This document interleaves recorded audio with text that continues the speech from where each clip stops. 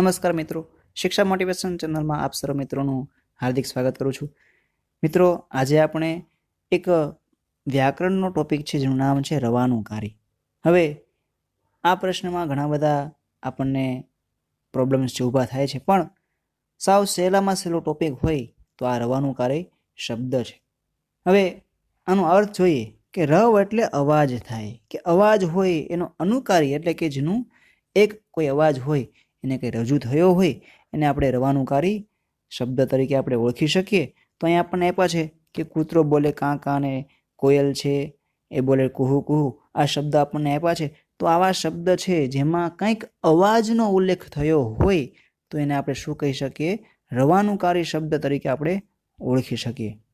હવે અહીંયા આપણને શબ્દ આપ્યા છે કે અમે જાણે કુદરતને ખોળે પહોંચી ગયા અને સામે ખળખળ કરતું ઝરણું છે વહી જતું હતું કે વહી રહ્યું હતું. તો આ ખળખળ શબ્દ છે, આ શું છે? રવાનુકારી છે. કારણ કે ખળખળ અવાજ છે આપણને સંભળાય છે, તો આવી સાંભળવાની ક્રિયા જેમાં થતી હોય કે જેમાં કંઈક સંભળાતું હોય અને એવો શબ્દ જે આપણને આપ્યો હોય તો એ શું હોય? રવાનુકારી શબ્દ આપણે એને કહી શકીએ. નળમાંથી પાણી ટપકતું હતું ટપ ટપ ટપ, તો આ ટપ ટપ છે શું છે? એ રવાનુકારી છે. અને એને અચાનક કોઈના ઝાંઝરનો અવાજ આવ્યો છમ છમ છમ, તો આપણને કંઈક સંભળાય છે, તો એટલા માટે આ રવાનુકારી શબ્દ છે.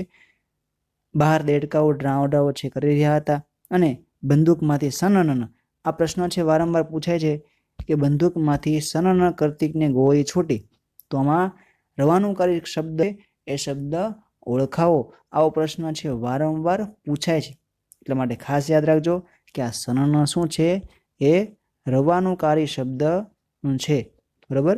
હવે આગળ શું કહે છે કે બા મને ચપટી વગાડતા આવડી ગઈ, મારી ચપટી વાગે પટ પટ પટ. તો આમાં પાછળના જે શબ્દ આપ્યા છે આ શું છે? પટ પટ પટ એ છે રવાનુકારી. જાણે ફૂટે બંદૂકડી ફટ ફટ ફટ અને પેલી બિલાડી ભાગે જટ જટ જટ, આમાં જે ફટફટ છે શું છે? રવાનુકારી શબ્દ છે. અને પણ માત્ર સાંભળવાના જ નહીં, જોવાના, સૂંઘવાના કે અડવાના અનુભવોને પણ જ્યારે આ રીતે વ્યક્ત કરીએ ત્યારે તેને પણ રવાનુકારી કહીએ. શું કીધું? કે જોવાના હોય, કંઈ સૂંઘવાના હોય કે કંઈ અડવાના કંઈ અનુભવ હોય એને શું કહેવાય? રવાનુકારી શબ્દ ઓળખી શકીએ.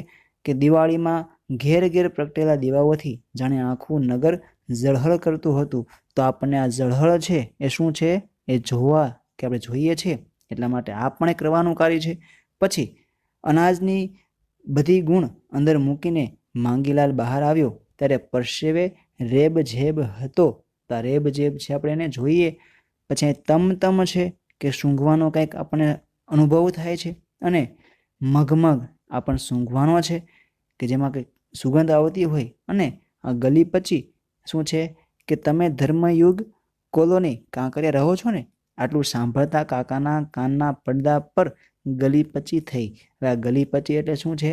કે આમાં કાંઈક અનુભવ છે થયેલો છે, અડકવાનો અનુભવ છે થયેલો છે, અથવા તો કોઈ અનુભવ થયેલો છે. એટલા માટે આવા શબ્દ છે આને શું કહેવાય? રવાનુકારી શબ્દ તરીકે આપણે ઓળખીએ છીએ. પણ મોટા ભાગે રવાનુકારી શબ્દ છે એ કોઈ અવાજ સાથે જોડાયેલા હોય, એમાં રણજણતા છે, ખળખળ છે, આવા અવાજ સાથે જોડાયેલા હોય ત્યારે આવા મોટા ભાગે આપણને પ્રશ્ન છે પૂછાતા હોય છે. તો મિત્રો, આપણે આ વ્યાકરણનો ટોપિક સમજાઈ ગયો હશે. અને આવા જ અન્ય વિડીયો જોવા માટે અમારી આ ચેનલ શિક્ષા મોટિવેશન યુટ્યુબ ચેનલને સબસ્ક્રાઈબ કરો, બેલ આઇકનને જરૂર પ્રેસ કરજો, જેથી કરીને અમારા તમામ વિડીયોની અપડેટ છે આપ સુધી પહોંચે.